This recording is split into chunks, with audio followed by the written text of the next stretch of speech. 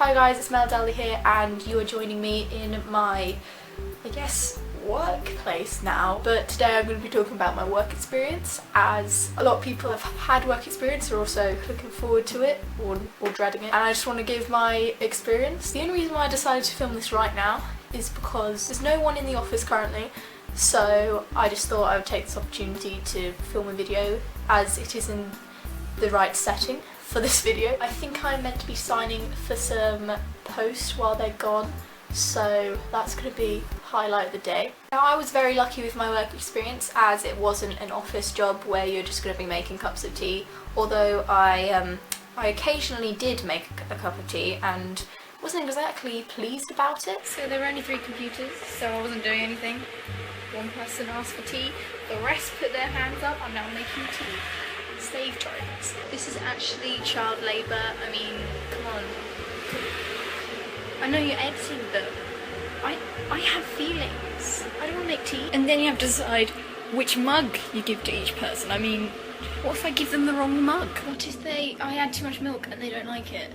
And then it'll just hit me emotionally because I've let someone down. It's ready. I couldn't find a spoon. I'm having to use a knife.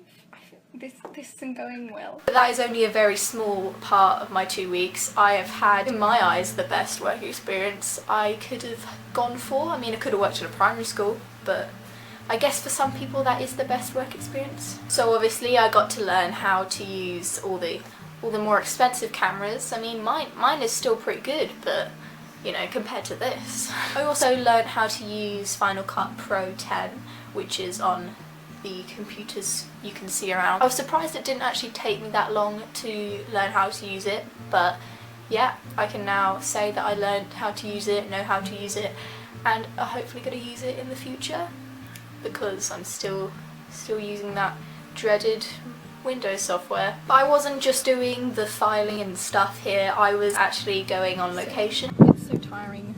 I'm just emotionally drained right now. They can't keep working me in these conditions. I did go on location for about 6 of the 10 days I was doing work experience. We're at this workshop where we are filming some hurricanes in the making. As you can see here, things that look interesting I have been filming in close detail. Another 4th day on location, but you know, I try. I'm really trying to get through it. As far as that goes, that's a pretty good ratio. Is there a microphone on this? It's just occurred to me that I forgot to put a microphone on the camera, but there is an internal one, so it's not any different to the usual quality sound-wise.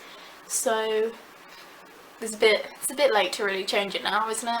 That reminds me, I learned also how to use audio equipment, as obviously with my experience I don't really use that much audio equipment, it's more video. I think that might be the post. Yep, that is the post. I'm gonna go and sign for that. See you later. I'm back, signed for the mail.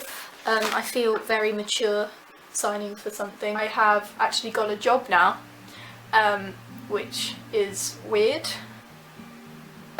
because I probably wouldn't have gone out and got this job myself.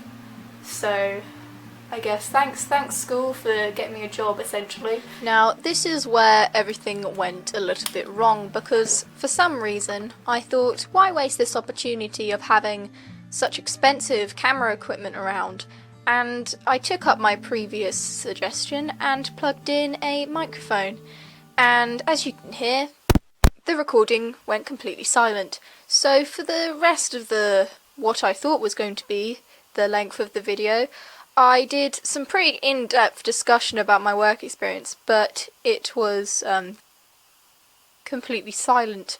Thankfully I looked back at this footage before I went, and yeah, I had to do the end bit again to my frustration, so changed location and just had to deal with my mistakes, because, you know, I work in a professional place, but that doesn't mean I am a professional, at least yet. There's always room for improvement. Okay, so here's the rest of the video, once I had realised my terrible mistake. Hope you're enjoying it so far. And yeah, back to me in the studio. That sounds really professional when actually it's not. I was sitting on the floor.